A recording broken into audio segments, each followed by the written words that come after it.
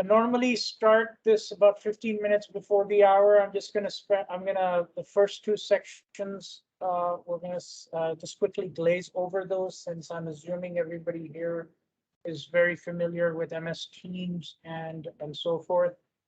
I'll cover those as briefly as I should to provide context. Today's agenda, we're going to talk about automating and deploying teams and the solution that accelerator that we have actually built at our organization for that. We'll talk specifically about the use cases of why you would want to automate a team's deployment in your organization.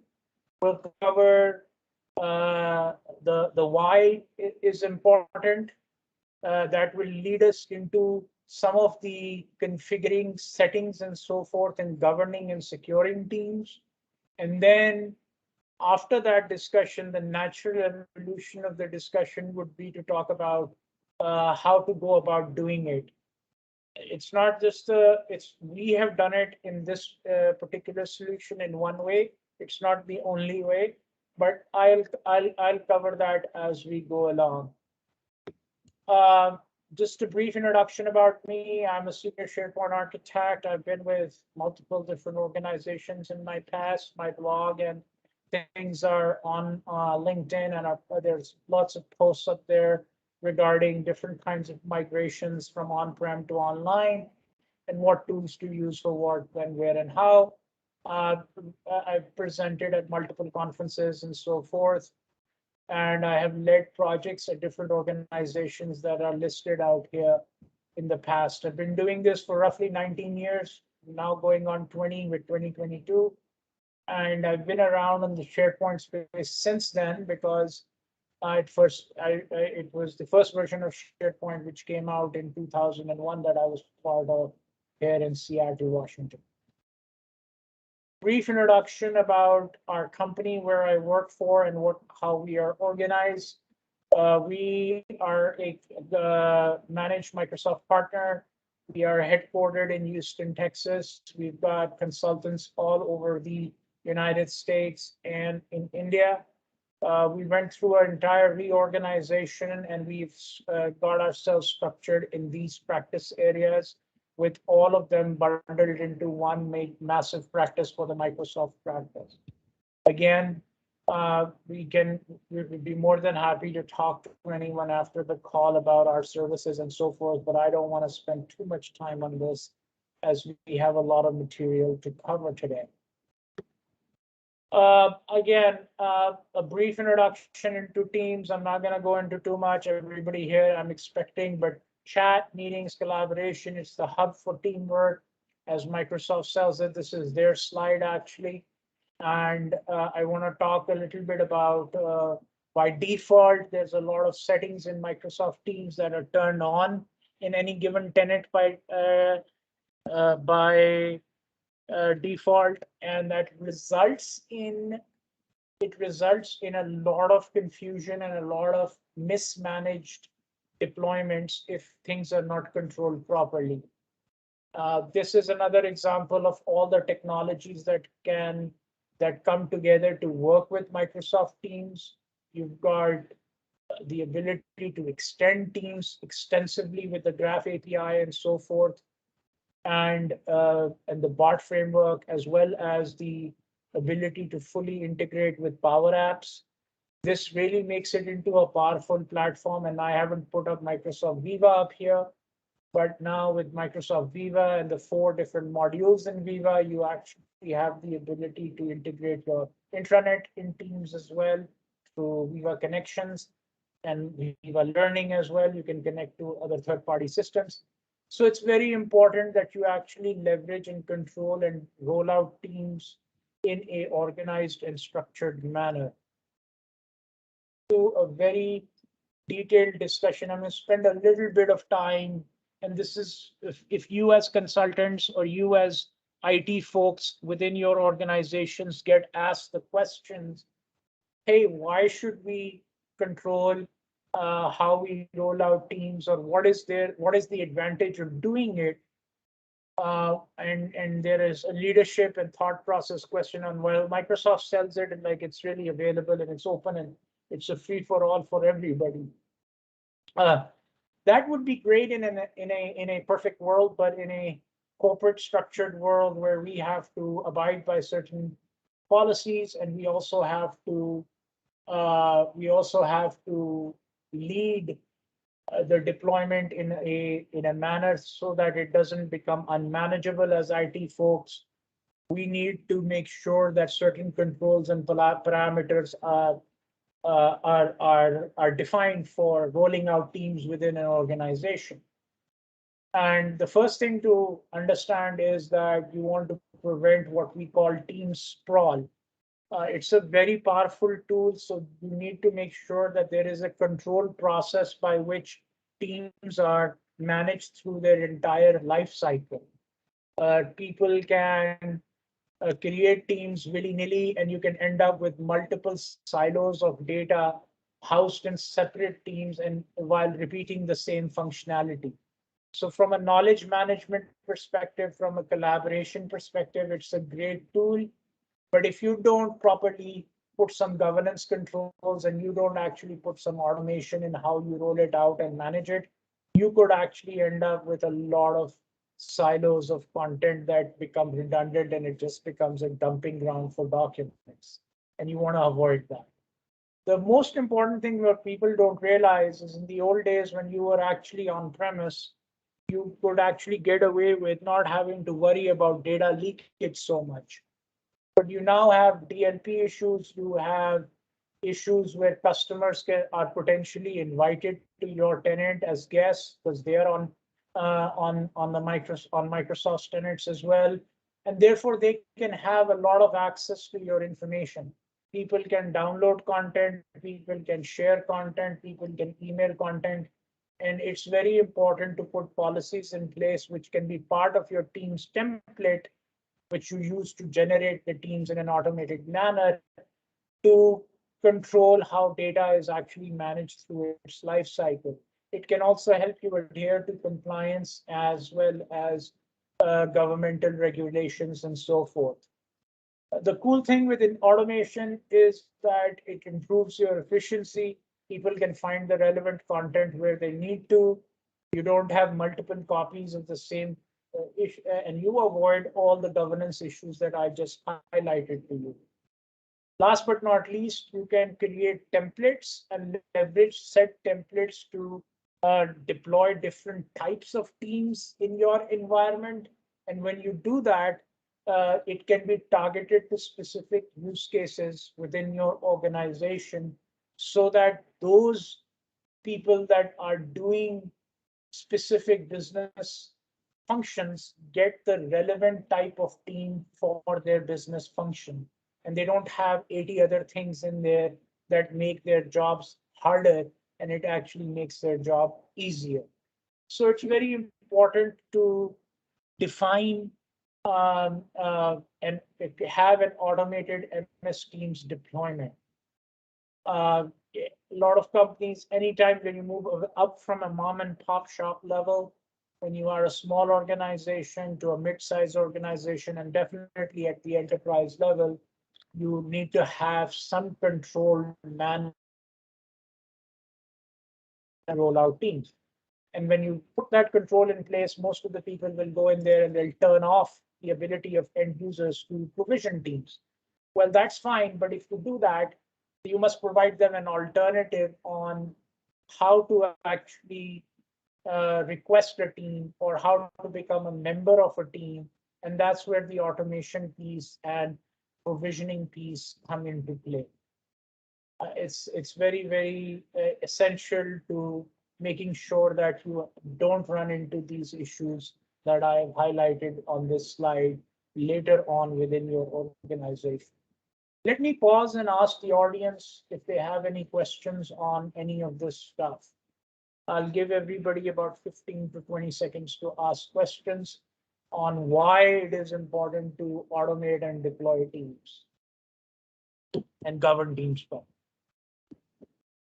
If there's no questions, I'll move on.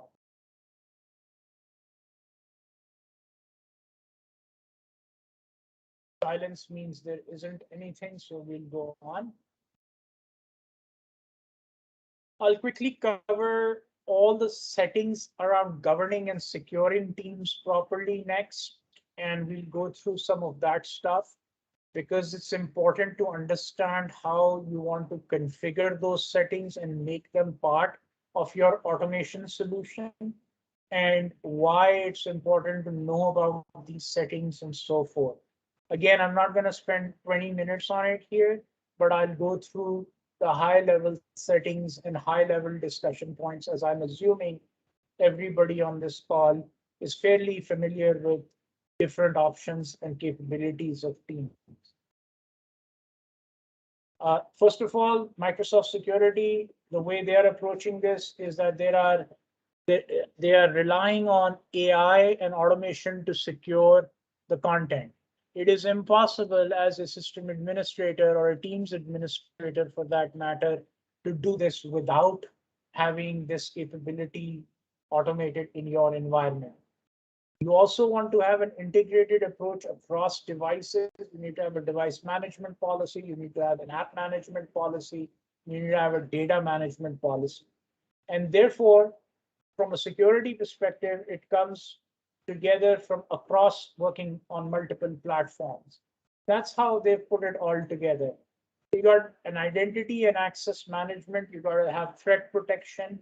I talk to people about all of these specifics, and I'll get into details as we go along. You got your information and protection management. You got your cloud security, your risk management, and of course, you want to discover and respond to violations ahead of time rather than being reactive. Why am I covering this here in an automation discussion? The reason is that you want to put all of these solutions, all of the discussions with your business, with your enterprise, you want to have these conversations and you want to put whatever the configurations are going to be inside the template of your team that you're going to provision using your automation engine. This is where the value add of the solution comes into play so that you don't actually, in every new team, have to go and provision and do all this stuff manually. There are multiple different aspects of securing and safeguarding and compliance in Teams. You've got your meeting and videoing or conference controls. Whatever your requirements are, you should go through that list and configure those. You've got your identity and account protection if you have MFA, for example, or if you have two-factor authentication. Of course, you also have data protection, and of course, there is this presentation is slightly old. There's 110 plus regulations now that are the ISO configurations and so forth, where compliance can be met. I'll briefly cover where you can actually go and cover some of this. These are the settings that you can do. This is a screen directly from Ignite last year or a year before, November actually, where you can actually go and configure the settings. Now imagine if you had to do this for every single team or every single user, it would be quite a pain. There is built-in labeling, there is protection, there is intelligence, ML-based stuff, there's unified communications. And then, of course, you've got a single extensible SDK that can actually help to integrate non-Microsoft apps and services if you are integrating them with Microsoft solutions. Where you go and configure this is inside your security and compliance center in Office 365. It's very important to configure your security and sensitivity labels. These can all be made part of your template through the Graph API now. You can also configure and block access to people outside your organization, and you can also limit the access of what people can do from unmanaged devices. Again, I bring this point up because people are like, well, if I turn it off for everybody, do I get to not have this capability for some of my teams where there might be use cases? And this is exactly what I tell people is the reason I'm going through this is these are all configurable settings that you can actually create specific sensitivity labels that you can then apply to your teams from the automation solution to ensure that the team is adherent to whatever policy that you are setting. The same thing applies to DLP. You can block messages which contain sensitive information. You can educate and guide end users.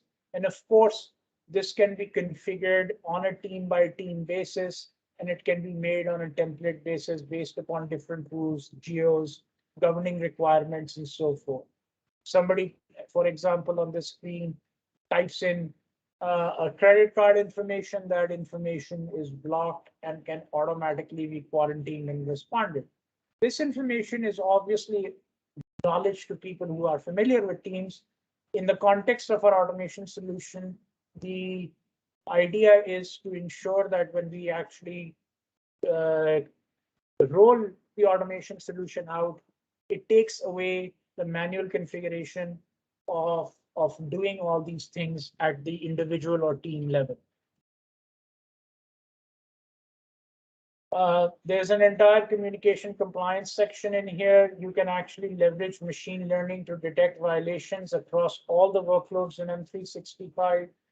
You can actually also look at employee health and safety, obviously.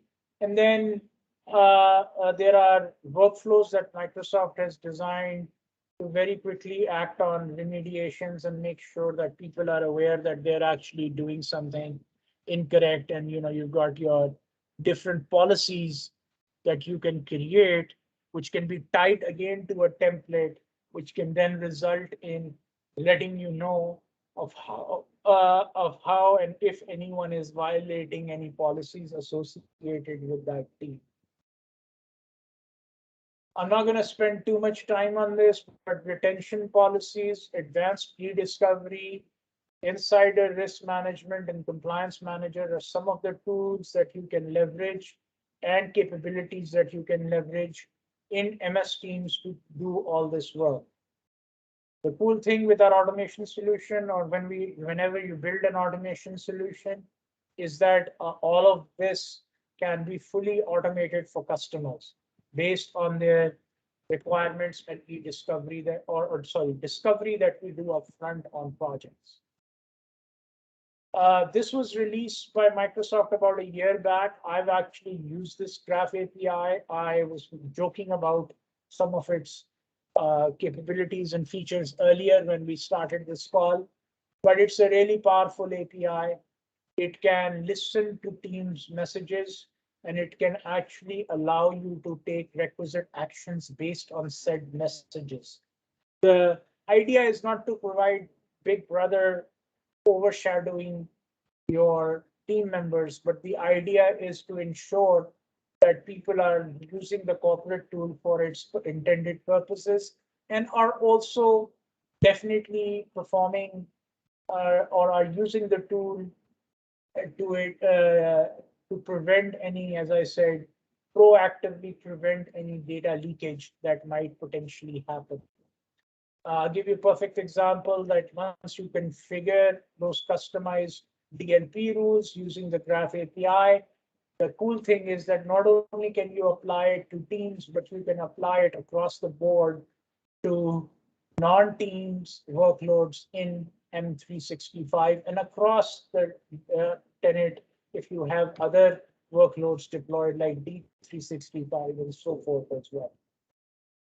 So I've covered the 20 minutes that we were going to that I normally talk about with governing and securing teams very quickly. So I'm going to spend more time now today on our on the actual topic of ours, which is the solution accelerator and how you actually build out the automation solution. And there's an architecture diagram I'll spend some time on. And there's a process diagram that I'm going to spend some time on. I'm going to talk about it each for 5 to 7 minutes, and then I'll open it up for questions. Any questions so far on what I've talked about and why I covered the governing and securing piece of Teams so far? Okay. No questions, I guess. So what should a typical Teams automation solution do? As I mentioned earlier, a Teams solution should definitely, once you take away the ability for your end users to create teams, because they're not part of the O365 group that, or AD group, or whatever you want to call it, however you do it in your enterprise, that has the ability to create teams. You must provide them with a solution that can create the team for them. It can automatically add channels to different teams when you are provisioning it. It can, as I showed you, it can actually allow you to create those channels by default. You can create multiple templates when people are using the tool to create the team. And as we get into the architecture diagrams, you'll follow along on how we've actually built this solution or how we designed this solution. And you can either similarly build yours or you can ask us for help and we'll be happy to have a conversation. The cool thing with the other cool thing you can do automatically, of course, which is really awesome, is you can add and remove users. You can apply all those security policies. And if you've got the Graph API, you've got some developers on your staff, they can actually configure those rules and make them part and parcel of the team's deployment at your organization. A lot of times things happen in organizations and people end up deleting teams and so forth. But it's actually good to put an archive policy in place where a team gets archived automatically after it has not been used for a certain amount of time or no activity has taken place, including posts, chats, or any such activities or document sharing and so forth for that matter. And the solution can automatically listen to this and take care of it for you. So these are just some of the Teams automation solution capabilities of what it can do for you. And if you design one, it should at least at a minimum do this stuff. If it doesn't do this stuff, it might not meet all the business requirements that you have. You might have additional stuff from here, but this is a good starting point, at least, to be able to come up with an automation solution. Right. So let's talk about how the Teams automation solution comes together. And I'm gonna show you a PowerShell script of how the automation engine actually, that the circle on the right hand side that you see in the PowerShell actually works. I tested it. It works just fine. In fact, it's part of our accelerator anyways, but I'll get into that for a second.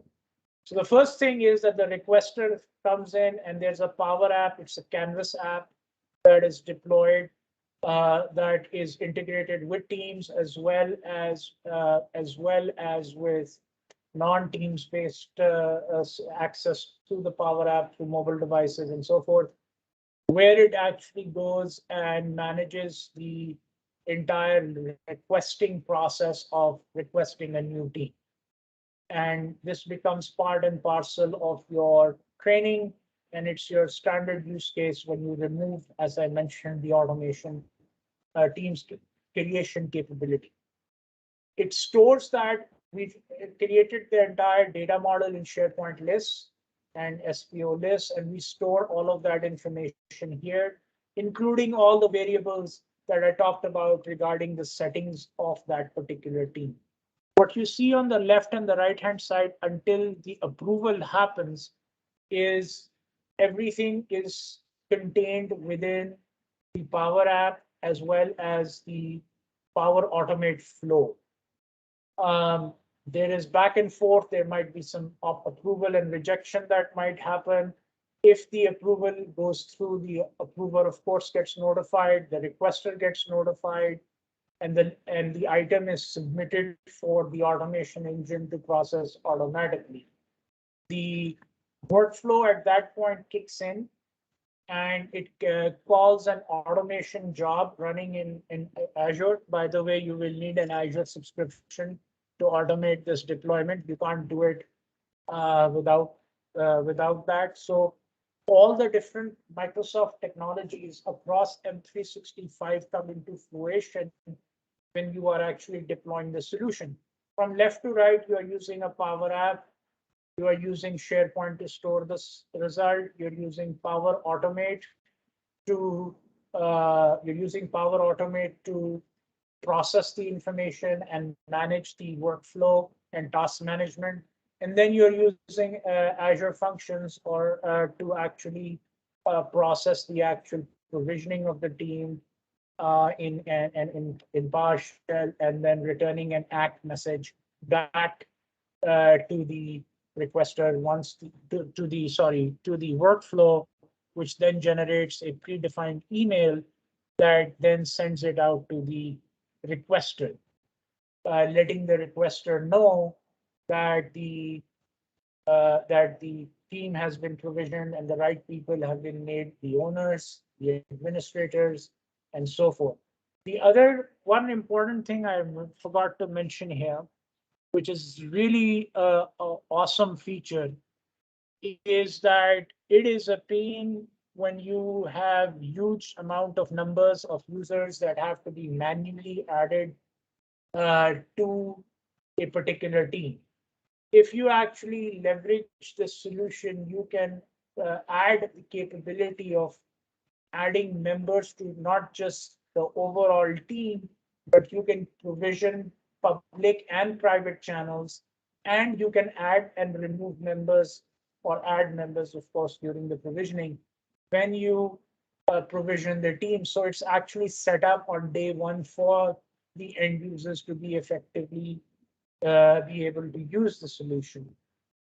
The cool thing here is that the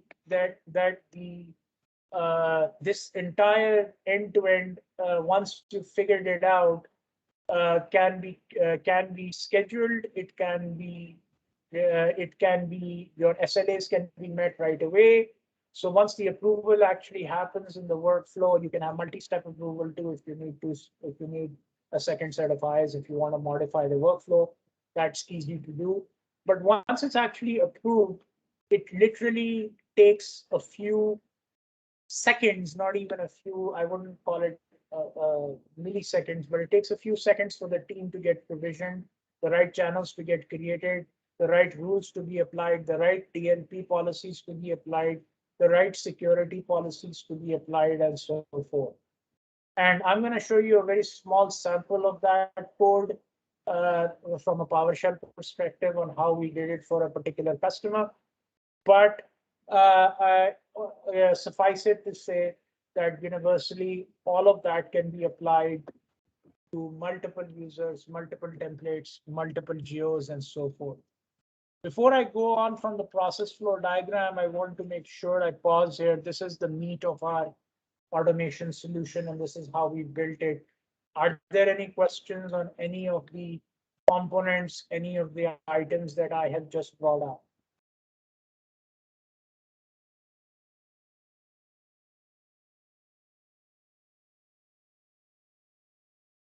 Okay. There's no questions. Means I might be able to have lunch early.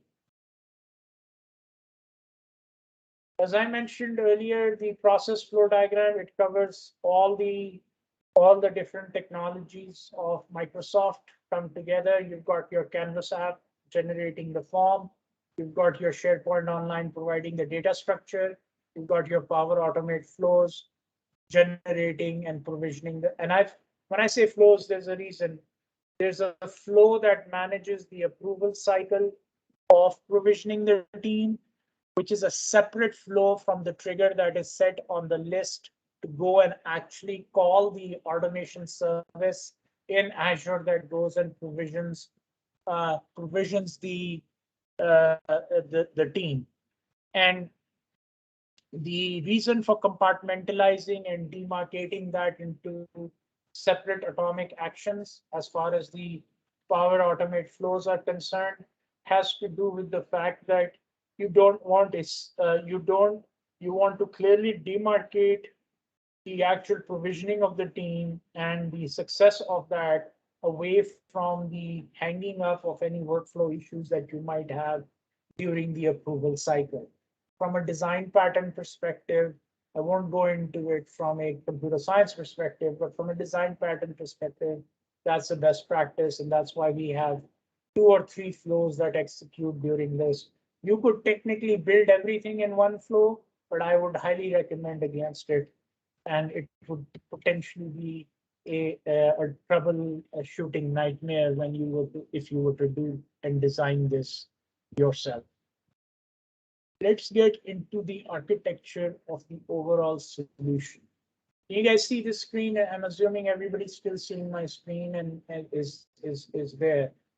This is how the overall solution comes into play. You got your Power App. You can come in from either your any of the managed device, or you can come in from your web browser. User number one submits a request for the team. Obviously, we do some authentication, and we can actually have some checks and balances in place to ensure that this is a user who is allowed to make such a request. And if so, we can control that from a security role-based security model. It creates a trigger in the workflow in Power Automate to go and provision a new team. If it is a duplicate or rejected request, we actually document that and we store it. So you come back from item 2 back to 3 and you loop around in that until you actually have that approval. And then you go ahead in item 5 where you create, archive, and add and remove owners and members of the said team.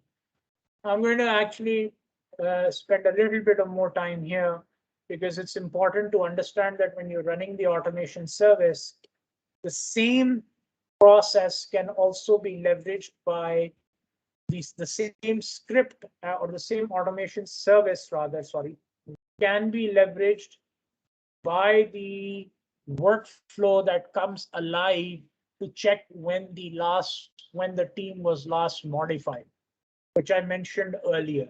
So you don't actually have to have separate solutions. You can actually, if you do design this properly within the context of the module that we wrote in PowerShell for archival, you can actually archive the solution leveraging the same call or the same script, sorry, the same PowerShell script, which is made, which the Azure function makes a call to. This is a very detailed architecture diagram of the solution. Again, I'm going to pause here and ask if anyone has any questions on how the solution was designed and architected.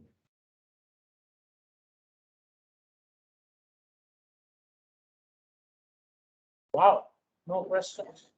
Hey. These are all the different cloud-based solution accelerators that our company has built. I'm just sharing that with you. There's a Teams automation piece. Normally, we can deploy this solution for roughly around $10,000. That's a standard deployment. And of course, you can reach out to us to talk to us about other solution accelerators that we have built. I'm just sharing a few of them on the screen for you to consider and talk about. What I'm going to do quickly is I'm going to switch over to the actual PowerShell. I'm switching from presentation mode. Can someone confirm if they can see the script that I just pulled up? Yep, we can see it. Okay, great. This is not the actual solution. This is not the actual script that does all the work, but this is something that is part of that Azure function that goes and provisions the SharePoint site first, and then goes and provisions the associated team and attaches that SharePoint site with that team if that's what you wanted to do. So as I said, I was debugging some of this stuff. So there's a lot of stuff here. But basically you go around, you receive all the parameters that you need, what the name of the site, the name of the team, the name of the template. And this is where the template is applied to the site or applied to the team, who the owner is. If there's going to be multiple, you can actually change that. You also have the ability uh, uh, um, to enable a team or not. That setting is there. Of course, if you want, and I'm just sharing, as I said, this was for a particular customer where external guests are enabled or disabled, whether we are setting this up as a hub site, which will then be attached to a team or it's by its own, and who the primary owners, secondary owners, and all the team members are, and so forth. And then, of course, some of these business requirements are coming from the customer, whether which department owns this and which the owning organization is. As I mentioned, um, this is stuff that you can actually configure. The cool stuff is down here, which is basically you go ahead and you get, and this is using the, by the way, I'm using the PNP module from Microsoft. We can actually install it, and that's how we are using the PNP provisioning template to provision the actual SharePoint site and team to do this work. Basically, and then here's the other thing that you have to remember. If you are using a template-based SharePoint site or a template-based teams that you're provisioning and that has an underlying SharePoint site, this is a nuance I found, is that if you actually have a particular uh, feature that is activated on that particular template of a SharePoint site, you need to manually go and change that. Microsoft's provisioning PNP template will not do that for you. That's why in line 84, 85, and 86, you'll see that I am actually going and activating the feature post PNP provisioning to do that. The reason is that it will not do that for you by default. And when you try to actually provision the team after you provision the SharePoint site, or you try to provision the team without that feature being activated, you'll get an error. Of course, then you go provision the template, you apply the template, then you actually, I am actually going in there and removing some default content types. This is specific to this customer's requirement. And then I'm actually going in there and adding, enabling and doing some team settings and so forth. Of course, this is a very rudimentary one. And this is the script that is actually called by that workflow, as I mentioned. And this is changed and manipulated based upon those settings and so forth that are provided. The other thing I want to talk about here is that when you're provisioning the team, you have to pass in credentials that have these service account credentials available. And I'm just showing how to do that briefly in line 41 through 45 of the code over, sorry, 44 of the code over there. I'm actually setting, I was working on this, as I said, so I was enable team URL. I'm actually leaving it blank because I didn't want to provision a team. I was just provisioning SharePoint sites in my dev tenant. Anyways, we are roughly 42 minutes into the call, and I've been talking all this time. So I want to make sure I stop here and open it up for questions on some of the school stuff that I have talked about.